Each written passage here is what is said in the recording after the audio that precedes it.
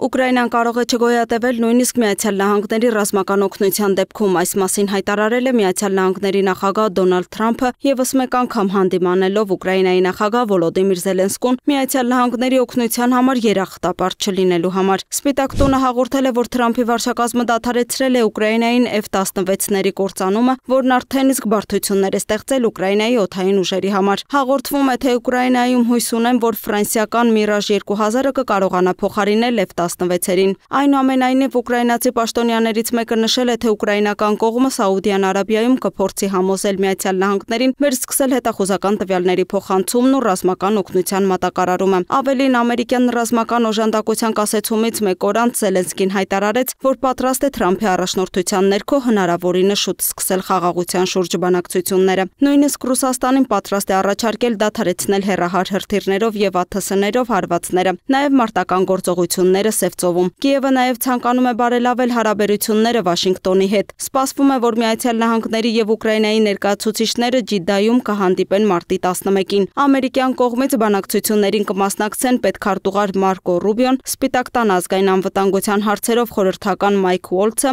Մերձավոր Արևելքի հարցերով հատուկ բանագնաց Սթիվ Ուիտքոֆը, Ուկրաինայի պատվիրակությունը կգլխավորի նախագահի աշխատակազմի ղեկավար Անդրեյ Երմակը։ Զելենսկու հետ բանակցելուց հրաժարվող Ռուսաստանը մատնացույց է անում նրա ոչ լեգիտիմ նախագահ լինելը։ Նույն կարծիքին է նաև Վաշինգտոնը։ Զելենսկին արձագանքել է իր վերաբերյալ այս հայտարարություններին։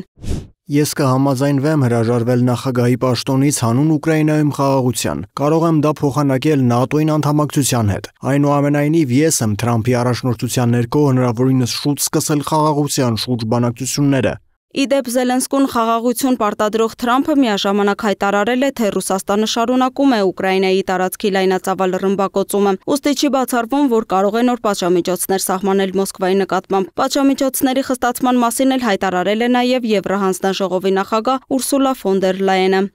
Ես շատ հստակ հայտարարում եմ ռուսական գազի մատակարարումը փուլ առ փուլ դադարեցնելու անհրաժեշտության մասին։ Ուկրաինա Ռուսաստանի ներխուժումից հետո եվրոպական երկրները նպատակ են սահմանել մինչև 2027 թվականը հրաժարվել ռուսական գազից։ Ֆրանսիան էլ իր հերթին կօգտագործի ռուսական ակտիվների տոկոսները Ուկրաինային ևս 195 միլիոն եվրոյի ռազմական մատակարարումը ֆինանսավորելու համար։ Այս մասին հայտարարել է Ֆրանսիայի պաշտպանության նախարարը։ Նախագահ Մակրոնն էլ ավելի վաղ ժողովրդին հղած ուղերձում ընդգծել էր. Եվրոպան պետք է պատրաստ լինի նույնիսկ առանց Միացյալ Նահանգների մասնակցության կանգնել Ուկրաինայի կողքին։ Այս օրերին Փարիզը սկսել է նաև հետախուզական տվյալներ տրամադրել Կիևին։ Ավելի վաղ Եվրամիության արտաքին հարաբերությունների եւ անվտանգության հարցերով բարձր ներկայացուցիչ Կայա Կալասն առաջարկել է հավաքագրել Ուկրաինային անհրաժեշտ 30 միլիարդ եվրոն։ Միջոցներ հավաքագրելով ինչպես Եվրամիության կողմից պահվող ռուսական սառեցված ակտիվներից, այնպես էլ ԵՄ անդամ պետությունների կամավոր հատկացումներից։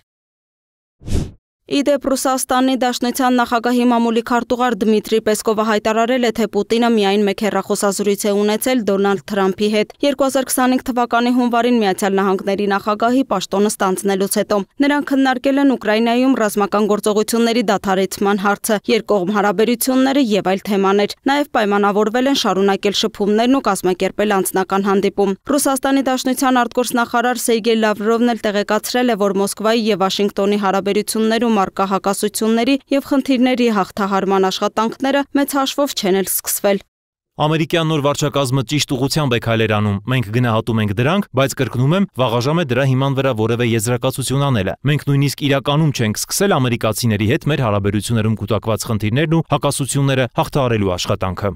Մինչև քննարկվում են Ուկրաինային աջակցության տրամադրման եւ Ռուսաստանի նկատմամբ նոր պատժամիջոցների սահմանման գործընթացները, ռուսական բանակը Զապորոժիեում հարվածել է գազի օբյեկտի, որի հետևանքով գազի եւ ջրամատակարարման սահմանափակումներ կարող են լինել։ Մոսկվան հաղորդել է, որ ուկրաինական անօդաչու թռչող սարքը գիշերը հարվածել է Չուվաշիայի արդյունաբերական կենտրոնին։ Ավելի վաղ Ռուսաստանի իշխանությունները հայտարարել էին, որ հակաօդային պաշտպանության ստորաբաժանումները մեկ գիշերվա ընթացքում ոչնչացրել են 88 ուկրաինական անօդաչու թռչող սարք։ Լուսինե Գրիգորյան, Free News, Ազատ լուրեր։